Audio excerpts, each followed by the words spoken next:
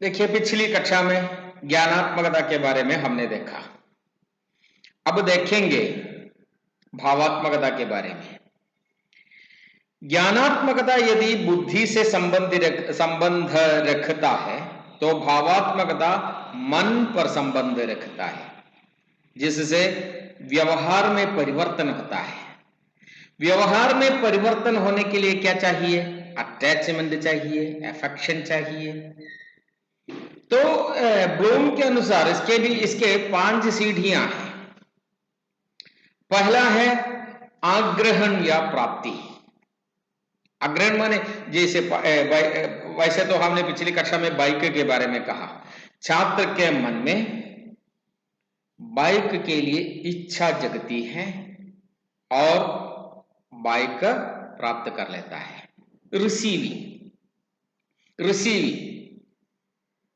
Receiving मन से होता है, बुद्धि से विश्लेषण संश्लेषण आदि होता है, जानकारी होती है। स्वीकृति मन से होती है। आग्रहण या प्राप्ति माने स्वीकृति, बाइक को स्वीकार करता है। और अगला है अनुक्रिया, जो स्वीकार किया उसके प्रति व्यवहार करता है।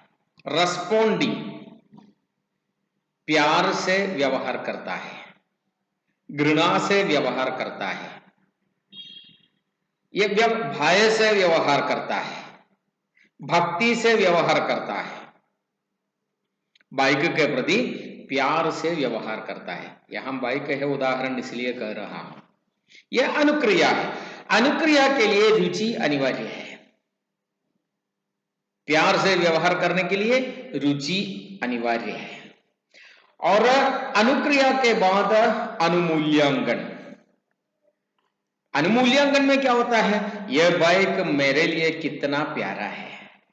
मूल्य मन में है, पैसों में नहीं। यदि मूल्य पैसों में होता तो बुद्धि स्तर ज्ञान लेवल होता। मूल्य मन में होता है तो मूल्य वैल्यूइंग अनुमूल्यन मन में होता है।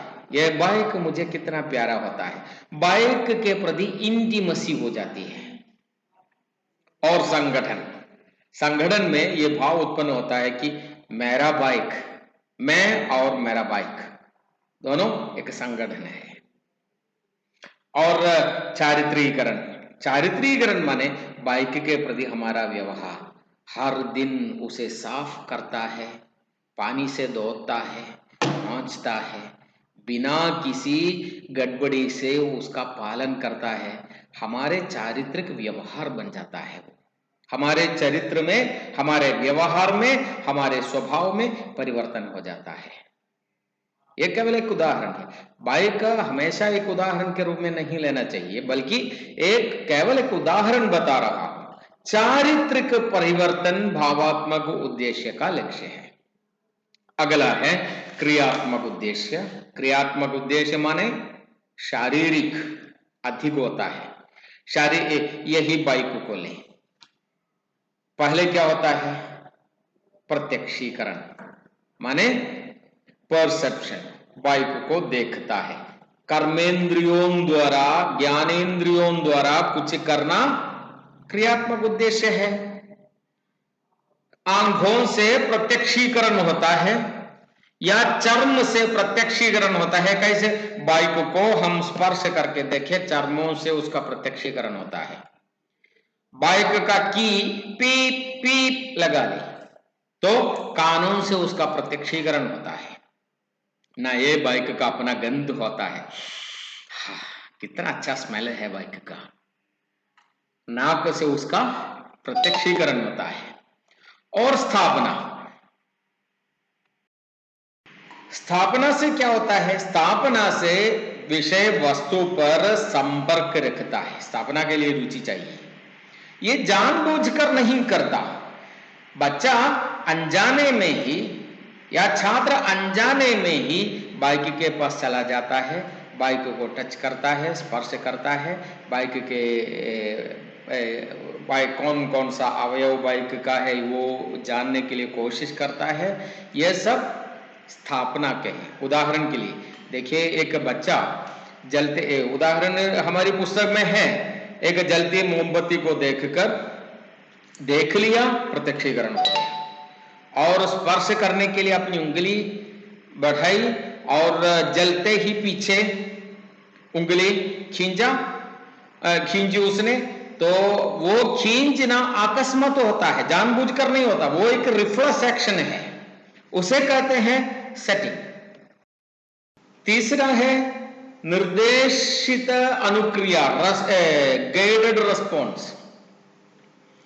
लिखित सामग्री पढ़कर बाइक के प्रति व्यवहार करता है। एक्सीलेटर इसी प्रकार करना है, दाएं हाथ से एक्सीलेशन करना है, बाएं हाथ से क्लच करना है, पैरों से ब्रेक करना है, ये रिस्पॉन्स। गाइडेड रिस्पॉन्स, लिखित या निर्देशित उसका अनुसरण करना, गाइड रिस्पॉन्स।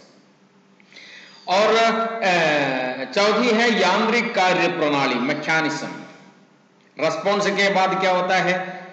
प्रैक्टिसिंग होता है, चलाकर देखता है। मैकेनिज्म पढ़ लेता है, मैकेनिज्म प्रैक्टिस करता है। मानसिक में प्रैक्टिस करना वाजन से होता है, व्यवहार से होता है, यह प्रैक्टिसिंग से होता है, निरंतर अभ्यास से होता है। और पांचवा है जटिल प्रत्यक्ष अनुक्रिया, माने उसमें एक्सपर्ट बनना, कॉम्प्लेक्स ओवर रिस्पॉन्स। जटिल परिस्थितियों में बाइक को चलाना जटिल प्रत्यक्ष अनुक्रिया है। इन तीन सीढ़ियों से क्रियात्मक उद्देश्य प्राप्त होती है। तो ब्लूम के अनुसार पाठ्यचर्या का विकास तीसरा